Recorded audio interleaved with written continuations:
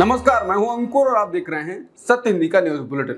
एक नजर अब तक की सुर्खियों पर। बांग्लादेश की पीएम शेख हसीना अपने पद से इस्तीफा देने के बाद देश छोड़कर भारत आ गईं। लेकिन शेख हसीना भारत में शरण लेने नहीं आई हैं, बल्कि सिर्फ कुछ ही समय के लिए आई हैं। रिपोर्ट्स के मुताबिक शेख हसीना का विमान हिंडन एयरबेस पर लैंड किया। यहां से उन्हें इनकी बहन के साथ दिल्ली से ले जाया जाएगा, लेकिन शेख हसीना भारत में शरण नहीं रहेंगी। शेख हसीना इंग्लैंड में रहेंगी। दिल्ली से शेख हसीना अपनी बहन के साथ लंदन रवाना होंगी। बांग्लादेश में तख्ता पलट के बाद भारत के विदेश मंत्री एस जयशंकर ने प्रधानमंत्री मोदी से मुलाकात की है। माना जाता है कि जयशंकर ने मोदी को पड़ोसी देश में उभरते हालात के बारे में जानकारी दी, लेकिन बैठक के बारे में कोई आधिकारिक बयान नहीं आया। इसके अलावा कांग्रेस सूत्रों ने बताया कि इस बीच लोकसभा में विपक्ष के नेता राहुल गांधी ने भी संसद भवन में जयशंकर से मुलाकात की और बांग्लादेश के विकास पर चर्चा की। बांग्लादेश में हिंसा और विरोध प्रदर्शन के बीच शेख हसीना ने प्रधानमंत्री पद से इस्तीफा दे दिया। शेख हसीना के पीएम पद से इस्तीफा देने के बाद हजारों प्रदर्शनकारियों को जश्न मनाते हुए देखा गया। इसी बीच एक ऐसी वीडियो सोशल मीडिया पर सामने आई जिसने दुनिया को हैरान कर दिया। असल में ढाका के गण भवन में कुछ प्रदर्शनकारी शेख हसीना के दिवंगत पिता शेख मुजीबुर रहमान की मूर्ति पर भी चढ़ गए और मूर्ति को तोड़ने की कोशिश की। प्रदर्शनकारी इतने उग्र हो गए, उन्होंने बांग्लादेश के राष्ट्रपिता कहे जाने वाले बंगबंधु शेख मुजीबुर रहमान की मूर्ति पर चढ़कर हथौड़े चलाए। इसका वीडियो सोशल मीडिया पर तेजी से वायरल हो रहा है। बांग्लादेश में सेना प्रमुख जनरल वकार ने देश को संबोधित करते हुए कहा कि देश में एक अंतरिम सरकार की स्थापना होगी। इसके लिए उन्होंने अलग अलग पक्षों से बात भी की। बांग्लादेश में शेख हसीना ने प्रधानमंत्री का पद छोड़ दिया है और भारत के अगरतला शहर की तरफ रवाना हो गई हैं। सेना प्रमुख ने देश को संबोधित करते हुए लोगों से शांति बनाए रखने की अपील की है। बांग्लादेश में आंदोलन में जो लोग मारे गए हैं, सेना प्रमुख ने उनके लिए न्याय का भरोसा दिया है। बांग्लादेश में शेख हसीना के इस्तीफे के बाद प्रदर्शनकारी ढाका स्थित प्रधानमंत्री के आवास में घुस गए। तस्वीरों में प्रदर्शनकारियों को प्रधानमंत्री आवास का सामान उठाकर ले जाते हुए देखा जा सकता है। आवास के अंदर पर लेटे हुए हैं, चीजें उठाते हुए हैं, नौका विहार करते हुए दिखाई देते हैं। स्थानीय समाचार चैनल में दिखाई गई एक तस्वीर में लोगों को प्रधानमंत्री आवास से सोफे की तरह एक सामान ले जाते हुए देखा जा सकता है। बांग्लादेश में पिछले महीने से ही छात्र आंदोलन पर थे। पहले उनकी मांग सरकारी नौकरी में आरक्षण को खत्म करने की थी। बाद में वो शेख हसीना के प्रधानमंत्री पद से इस्तीफे की मांग कर रहे थे। ब्रिटेन के प्रधानमंत्री कियर स्टारमर के एक प्रवक्ता ने कहा कि बांग्लादेश में लोकतंत्र की सुरक्षा सुनिश्चित करने के लिए जल्द कदम उठाने की जरूरत है। प्रधानमंत्री कार्यालय के आधिकारिक प्रवक्ता ने लंदन में पत्रकारों से बातचीत में कहा है कि हमने हाल के दिनों में बांग्लादेश में जो हिंसा देखी है, उससे प्रधानमंत्री काफी दुखी हैं। उनका कहना है कि मुझे उम्मीद है कि बांग्लादेश में लोकतंत्र को सुनिश्चित करने के तुरंत कदम उठाया गया है ताकि बांग्लादेश के लोगों की सुरक्षा और देश में शांति बहाल हो सके। बांग्लादेश में तख्ता पलट के बाद भारत भी अलर्ट मोड में है। बांग्लादेश में हुए उलटफेर के बाद सीमा सुरक्षा बल यानी बीएसएफ ने पड़ोसी देश से जुड़े सभी बॉर्डर पर सुरक्षा बढ़ा दी है। बीएसएफ ने 4096 किलोमीटर लंबी भारत बांग्लादेश सीमा पर सभी इकाइयों को हाई अलर्ट कर दिया है। बीएसएफ के एक वरिष्ठ अधिकारी ने कहा कि बीएसएफ डीजी भी कोलकाता पहुंच गए हैं। शेख हसीना के इस्तीफा देने और देश से भाग जाने के बाद भारत में वो ट्रेंड कर रही हैं। आम आदमी पार्टी के सांसद संजय सिंह ने कहा है कि इस बात का संकेत है कि तानाशाही किसी भी देश में अच्छी बात नहीं। वहां भी भारत की तरह ही विपक्षी पार्टियों के नेताओं को जेल में डाला गया था। ये एक तरह से पूरी दुनिया के लिए सबक है कि ऐसे शासन अब चलने वाले नहीं। उन्होंने कहा कि बांग्लादेश के घटनाक्रम से भारत को अलर्ट रहना चाहिए क्योंकि इसका असर भारत पर भी पड़ेगा। वहीं वरिष्ठ पत्रकार दीपक शर्मा कहते हैं कि तानाशाही जब तक चलती है तब तक सिस्टम पैरों में झुका रहता है। मीडिया कसीदे पढ़ती है, समर्थक भक्त बने रहते हैं, पर जिस दिन पानी गले तक पहुंचता है उस दिन तानाशाह को सिर्फ इस्तीफा ही देना नहीं पड़ता, महल छोड़कर देश से भी भागना पड़ता है। सदियों का इतिहास इस सच्चाई का गवाह है। बांग्लादेश में हिंसा का दौर जारी है। इसी बीच पश्चिम बंगाल विधानसभा में विपक्ष के नेता शुभेंदु अधिकारी ने कहा कि कुछ ही दिनों में 1 करोड़ हिंदू शरणार्थी पश्चिम बंगाल आने वाले हैं, इसलिए आप तैयार रहें। पश्चिम बंगाल विधानसभा के मानसून सत्र के दौरान विपक्ष के नेता शुभेंदु अधिकारी ने कहा, बांग्लादेश में हिंदुओं का नरसंहार हो रहा है। रंगपुर में नगर परिषद के पार्षद हरधन नायक की हत्या कर दी गई। सिराजगंज के थाने में 13 पुलिसकर्मियों की हत्या कर दी गई, इनमें 9 हिंदू हैं। वहीं नोआखली में हिंदुओं के घर जला दिए गए हैं। मैं पश्चिम बंगाल की मुख्यमंत्री ममता बनर्जी और राज्यपाल से यही कहूंगा कि वो तुरंत इस मामले को लेकर भारत सरकार से बात करें। महाराष्ट्र में जीतने की मजबूरी इतनी अधिक है कि आरएसएस अक्टूबर में होने वाले विधानसभा चुनाव में भाजपा के अभियान को चलाने के लिए आगे आया है। नेशनल हेराल्ड की रिपोर्ट के मुताबिक इसकी पुष्टि तब हुई जब आरएसएस के प्रतिनिधियों ने मुंबई और पुणे दोनों में भाजपा कोर कमेटी की बैठकों में भाग लिया। जो कि आरएसएस नेताओं और उप मुख्यमंत्री देवेंद्र फडणवीस के बीच नागपुर में आरएसएस मुख्यालय में गुप्त बैठकों से पहले हुई थी। भाजपा के एक वरिष्ठ नेता ने स्वीकार किया कि आरएसएस राज्य में भाजपा सरकार के महत्व और अर्जेंसी की सराहना करता है। महाराष्ट्र इतना बड़ा है कि इसे खोया नहीं जा सकता और मुंबई देश की वित्तीय राजधानी होने के कारण राज्य में सत्ता बनाए रखना महत्वपूर्ण है। बता दें, हाल ही में हुए लोकसभा चुनाव में भाजपा ने 48 में से सिर्फ 9 सीटें जीती थी और भाजपा के नेतृत्व वाले महायुति गठबंधन ने 130 विधानसभा क्षेत्रों में बढ़त बना ली थी, जबकि 288 क्षेत्रों में से 150 में से एमवीए या इंडिया ब्लॉक की बढ़त थी। उन्होंने बताया कि राज्य विधानसभा में बहुमत का आंकड़ा 145 है, इसलिए ये चुनाव कोई भी जीत सकता है। ऐसा लगता है कि अभियान कैसे चलाया जाए इस पर अभी तक एक राय नहीं बन पाई है।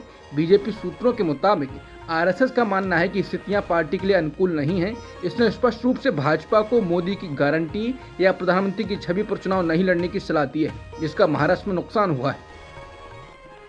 दिल्ली के मुख्यमंत्री और आम आदमी पार्टी के प्रमुख अरविंद केजरीवाल को हाईकोर्ट से बड़ा झटका लगा है। दिल्ली हाईकोर्ट ने केजरीवाल की जमानत याचिका खारिज कर दी है।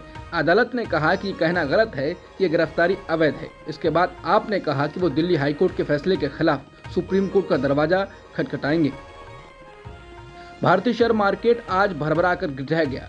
अमेरिका में मंदी की आहट का असर सीधे तौर पर शेयर बाजार पर पड़ा और कोहराम मच गया। सेंसेक्स 2200 से ज्यादा पॉइंट जबकि निफ्टी 662 अंक तक गिरकर बंद हुआ। इसके साथ ही रुपया 16 पैसे टूटकर 83.88 प्रति डॉलर के सर्वकालिक निचले स्तर पर आ गया। SC ST रिजर्वेशन में सब कैटेगरी बनाने के बारे में सुप्रीम कोर्ट के हाल के फैसले के बाद एनडीए में फूट साफ नजर आती है। कुछ दल फैसले का स्वागत कर रहे हैं तो कुछ विरोध कर रहे हैं। एनडीए सरकार में सहयोगी लोजपा रामविलास के प्रमुख चिराग पासवान ने इस फैसले का विरोध किया है। उन्होंने कहा है कि SC ST आरक्षण के मामले में सुप्रीम कोर्ट के फैसले का लोक जनशक्ति रामविलास पक्षधर नहीं है। चिराग पासवान ने इस फैसले को SC समुदाय में बंटवारा डालने वाला बताया और कहा है कि जो राज्य ऐसा डिवाइड एंड रूल की सोच रखते हैं वो इसको बढ़ावा देने की कोशिश करेंगे। उनका कहना है कि अनुसूचित जाति की एकता ही उनकी ताकत है और कई लोग इस ताकत से घबराते हैं और इसीलिए बंटवारा करना चाहते हैं। उनके अनुसार अनुसूचित जाति की जमात का आधार अस्पृश्यता है। उन्होंने कहा कि आज भी घोड़े पर बैठने पर मारा जाता है। पासवान ने जोर देकर कहा कि आरक्षण के लिए दलितों पर क्रीमी लेयर लागू नहीं किया जा सकता है। आरक्षण को संविधान में शामिल किया गया था क्योंकि सदियों से दलितों को छुआछूत के रूप में सामाजिक बहिष्कार का सामना करना पड़ा है।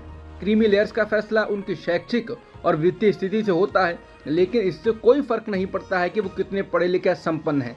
समाज में उनकी स्थिति वास्तव में नहीं बदली है।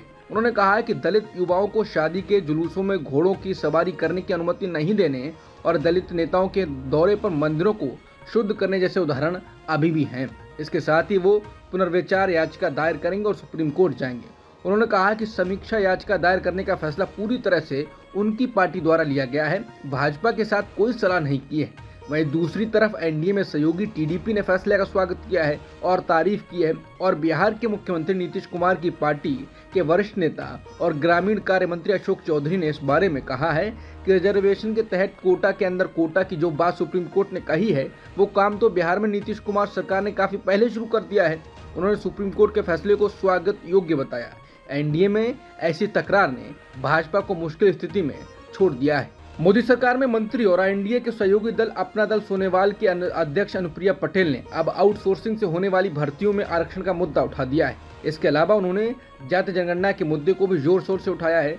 बता दें, पिछले महीने उन्होंने SC ST और OBC से आने वाले अभ्यर्थियों को उत्तर प्रदेश सरकार की नौकरियों में आरक्षण न मिलने को लेकर योगी आदित्यनाथ सरकार को पत्र लिखा था। अनुप्रिया पटेल ने कहा कि आउटसोर्सिंग कैंसर से भी ज्यादा खतरनाक है क्योंकि इसके जरिए होने वाली भर्तियों में आरक्षण का पालन नहीं किया जा रहा है और ये अपना दल के लिए बेहद चिंता का विषय है। अनुप्रिया पटेल ने रविवार को लखनऊ में स्थित सहकारिता भवन में अपनी पार्टी के कार्यकर्ताओं को संबोधित कर ये बात कही। अनुप्रिया ने कहा कि छोटी मोटी नौकरी पाने की गुंजाइश वंचित वर्गों के पास हुआ करती थी, लेकिन आउटसोर्सिंग के जरिए चतुर्थ श्रेणी की जो भर्तियां हो रही हैं, दबे कुचले वर्गों के लोग इन नौकरियों से भी वंचित हो रहे हैं। जाति जनगणना को लेकर लंबे वक्त से आवाज उठा रही अनुप्रिया पटेल ने पार्टी कार्यकर्ताओं से पूछा कि क्या जाति जनगणना जरूरी नहीं है। इस पर पार्टी कार्यकर्ताओं ने कहा कि हाँ, जनगणना होनी चाहिए। अनुप्रिया ने कहा कि हमारी सामाजिक संरचना का अधिकार जाति है, इसलिए क्या हमें उनकी सही संख्या मालूम नहीं होनी चाहिए और ऐसा केवल जातीय जनगणना के द्वारा ही संभव है। बता दें, जाति जनगणना की मांग विपक्ष लगातार कर रहा है। राहुल गांधी इस मुद्दे को लेकर सरकार पर काफी समय से हावी हैं। उत्तर प्रदेश के अयोध्या में 12 वर्षीय बच्ची के साथ दुष्कर्म की घटना सामने आने के बाद आरोपियों के खिलाफ कड़ी कार्रवाई की मांग की जा रही है। अयोध्या सीट से समाजवादी पार्टी के सांसद अवधेश प्रसाद ने अयोध्या दुष्कर्म कांड के दोषियों के लिए फांसी की सजा की मांग की है। उन्होंने कहा है कि उनकी पार्टी पीड़िता के साथ खड़ी है। साथ ही अवधेश प्रसाद ने कहा कि समाजवादी पार्टी भी एक्शन लेने की तैयारी कर रही है। बिहार के वैशाली जिले में करंट की चपेट में आने से 9 कांवड़ियों की मौत हो गई है, जबकि 2 लोग घायल हो गए हैं। ये घटना औद्योगिक थाना क्षेत्र के सुल्तानपुर गांव की है, जहां हाई टेंशन लाइन की चपेट में आने से ये हादसा हो गया। सुल्तानपुर गांव के पास गाड़ी पर हाई टेंशन तार गिर जाने के कारण कांवड़ियों की मौत हुई। उत्तर प्रदेश सरकार ने आदेश दिया था कि कांवड़ रूट पर सभी भोजनालय और दुकानदार अपने नाम चस्पा करें। यूपी और उत्तराखंड की नकल मध्य प्रदेश ने भी की थी। हालांकि सुप्रीम कोर्ट ने इसको रोकने का अंतरिम आदेश दे दिया है, लेकिन इसके बीच बीजेपी नेता प्रज्ञा ठाकुर ने नया फॉर्मूला बताया है और कहा है कि मेरा हर हिंदू से आह्वान है कि अपनी दुकान, अपने प्रतिष्ठान पर अपना नाम अवश्य लिखें। अब जो लिखेगा वही हिंदू और जो नाम ना लिखे वो हिंदू नहीं। नाम लिखने से आपको कोई नहीं रोक सकता, क्योंकि देश आपका ही है। फिर सब समझदार हैं। प्रज्ञा सिंह ठाकुर के इस बयान को सुप्रीम कोर्ट के अंतरिम आदेश पर तंज के साथ साथ मसले को तूल देने के प्रयास के तौर पर देखा जा रहा है। मध्य प्रदेश कांग्रेस प्रवक्ता अविनम बरोलिया ने रविवार को कहा कि ऐसा प्रतीत होता है कि प्रज्ञा ठाकुर अपने आप को सुप्रीम कोर्ट से ऊपर मानते हैं।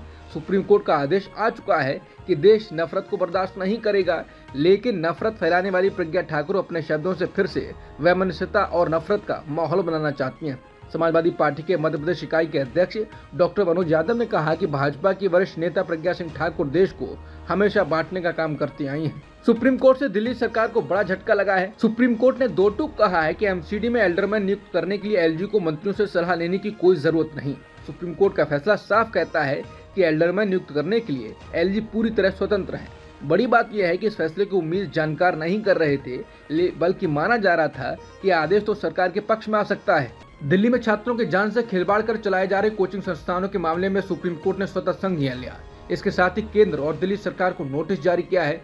सुनवाई के दौरान अदालत ने कहा कि कोचिंग सेंटर देश के विभिन्न हिस्सों से आए छात्रों की जिंदगी से खिलवाड़ कर रहे हैं। सुप्रीम कोर्ट ने सख्त टिप्पणी करते हुए कहा कि कोचिंग सेंटर्स डेथ चैम्बर बन गए हैं। अगर सुरक्षा मानकों को पूरा नहीं किया जा सकता है तो उन्हें ऑनलाइन ही चलाना बेहतर होगा। बता दें, दिल्ली के ओल्ड राजेंद्र नगर में 27 जुलाई को एक बड़ा हादसा हुआ था। यहाँ प्रतियोगी परीक्षाओं की तैयारी करवाने वाली राव एकेडमी के बेसमेंट में पानी में डूबकर 3 बच्चों की मौत हो गई थी, जिसके बाद ये मुद्दा खास हो चुका है। टीएमसी सांसद डेरेक ओब्रायन ने एक प्रश्न पर सरकार द्वारा राज्यसभा में दिए गए जवाब का हवाला देते हुए दावा किया कि भाजपा के नेतृत्व वाले केंद्र ने अपने जवाब में आखिरकार स्वीकार कर लिया है कि पश्चिम बंगाल को मनरेगा फंड के तहत 0 रुपया दिया गया है। कांस्य पदक के मैच में शटलर लक्ष्य सेन को हार का सामना करना पड़ा। मलेशियाई खिलाड़ी के सामने पहला गेम लक्ष्य ने 21-13 से अपने नाम किया, लेकिन इसके बाद मलेशियाई खिलाड़ी ने पूरा खेल ही पलट दिया। मलेशियाई खिलाड़ी ने जबरदस्त वापसी की और 21-8 से बढ़त बनाने के बाद दूसरे गेम को 21-16 से अपने नाम किया। इसके बाद तीसरे निर्णायक गेम में ली जिया पूरी तरह से हावी रहे और 21-11 से अपने नाम किया। साथ ही मैच के साथ कांस्य पदक भी अपने नाम किया। वरिष्ठ पत्रकार उर्मिलेश ने कहा है कि इतना बड़ा देश पर ओलंपिक पदक तालिका में कहां है। नौजवानों को कांवड़ ढोते सड़क पर उपद्रव करने या हर बात में हिंदू मुस्लिम करना सिखाएंगे तो खेल कूद में कैसे ऊपर जाएंगे। ये खिलाड़ी हासिल कर रहे हैं वो उनके निजी प्रयास हैं। कुछ समय पहले महिला पहलवानों का हाल पूरी दुनिया ने देखा था। अनुभवी खिलाड़ी मनिका बत्रा के शानदार प्रदर्शन के बूते भारतीय महिला टेबल टेनिस टीम ने रोमानिया को 3-2 से हराते हुए क्वार्टर फाइनल में जगह बना ली है। भारत के लिए श्रीजा अकुला और अर्चना गिरीश कामत ने डबल्स मैच जीतकर लीड बनाई। इसके बाद मनिका ने अपना सिंगल मैच जीतकर लीड 2-0 कर दिया। हालांकि श्रीजा अकुला और अर्चना गिरीश कामत अपना सिंगल मैच गंवा बैठी और रोमानिया ने 2-2 की बराबरी कर ली। अब आखिरी मुकाबला जीतने वाला मैच अपने नाम कर जाता। ऐसे में मनिका बत्रा ने अपने तजुर्बे का इस्तेमाल करते हुए विरोधी पैडलर को 11-5, 11-9 और 11-9 से हराया। ब्रिटेन के मर्सीसाइड में मशहूर सिंगर टेलर स्विफ्ट की थीम वाली डांस पार्टी में 3 छोटी बच्चियों की हत्या के बाद हिंसक प्रदर्शन में अब तक 150 लोगों को गिरफ्तार किया गया है। हालात की गंभीरता को देखते हुए सोमवार को प्रधानमंत्री के आधिकारिक आवास 10 डाउनिंग स्ट्रीट में इमरजेंसी मीटिंग बुलाई गई है। उन्होंने कहा है कि जो लोग भी अशांति फैलाने का काम कर रहे हैं उन्हें कानून की सख्ती का सामना करना होगा। प्रधानमंत्री कियर स्टामर ने हिंसक प्रदर्शनों की निंदा करते हुए कहा कि इस देश में लोगों को सुरक्षित रहने का हक है। इसके बावजूद हमने देखा कि मुस्लिम समुदायों पर निशाना बनाया गया, मस्जिदों पर हमले हुए उन्होंने कहा कि दूसरे अल्पसंख्यक समूह को निशाना बनाया गया, सड़कों पर नाजी सैल्यूट किया गया, पुलिस पर हमले हुए, नस्ली नारों के साथ हिंसा की गई। इसलिए मुझे इसे धुर दक्षिणपंथियों की बेरहम हिंसा कहने में कोई हिचक। फलस्तीन के बचाव दल और फलस्तीनी मीडिया के अनुसार गजा स्थित स्कूलों पर इजरायल ने फिर से हमला किया है।